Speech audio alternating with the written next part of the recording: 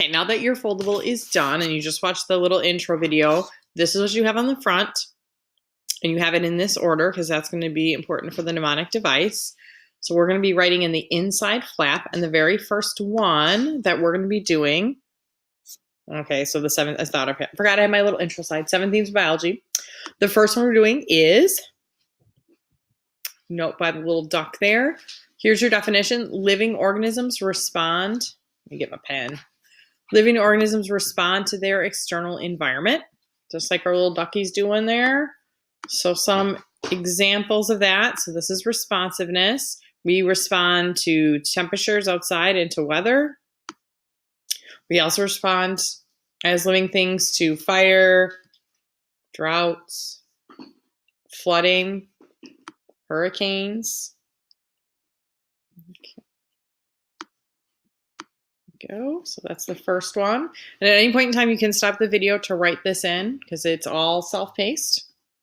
Our next one is homeostasis. So this is your body's ability and the living creature's ability to maintain a constant internal state, whether we are sweating or shivering, we manage to maintain an internal temperature. Now, Blue does that differently than we do because he's not a mammal. So he and lizards in the back of the room, his internal temperature is regulated by heat pads and the light bulbs. Theme 3 is that we are built of cells. Ooh.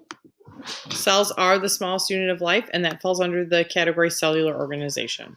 This is just kind of a slightly different definition here. The smallest unit capable of living functions. Really, if you remember, cells are the basic unit of life. That is one of the themes of life. Life has to be made up of cells. And there's other categories beyond this, but the two we're going to be worried about are animal cells and plant cells. More so animal cells than plant cells in this course. We don't really deal much with plants. And these are both eukaryotic cells. So if you remember that stuff from middle school, it's going to come back. It's not going to disappear. Here's bacteria. And these are cells, but these are different forms of life. We will talk about them briefly. Those are prokaryotic types of cells. Cats are crazy. It's the witching hour. You can hear them running in the background. Theme 4. Oh, man. Is metabolism. So we got that cute little dwarf hamster there munching on his carrot. And that is metabolism. We metabolize food. And that allows us to do different things inside of our body, chemical processes. Metabolism then covers a wide range of things. So all the chemical stuff that happens in your body, digesting just being one of the ones being represented here, falls under metabolism. If you were to take principles of biomedical science with me, you'd learn about feedback loops. That would kind of fall under metabolism / homeostasis. All right, the 5th one is passing down of genetic traits from parents to offspring. This is called heredity.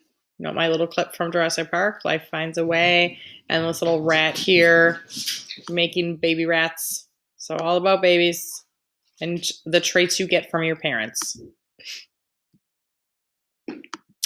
Theme 6 is that organisms are able to grow in shape and size, just like the little plant right there and the animals down here.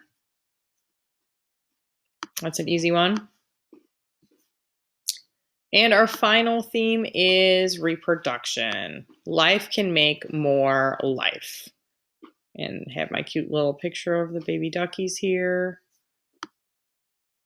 And here's cells turning into life. And more life pictures there at the bottom. They're literally the same ones from the last set of slides. And there is some insect love for you. There's dragonflies making more dragonflies. A very unique process. Thank God I don't have to teach insects. Now, the way you're going to remember these 7 themes of life is with this mnemonic device. Really huge cats might have gobbled rats. So on the inside flaps that are now loose, you're going to write this mnemonic device to help you remember these.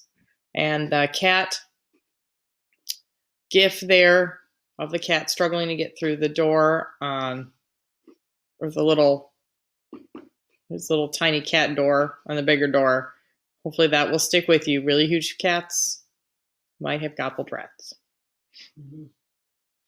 Okay.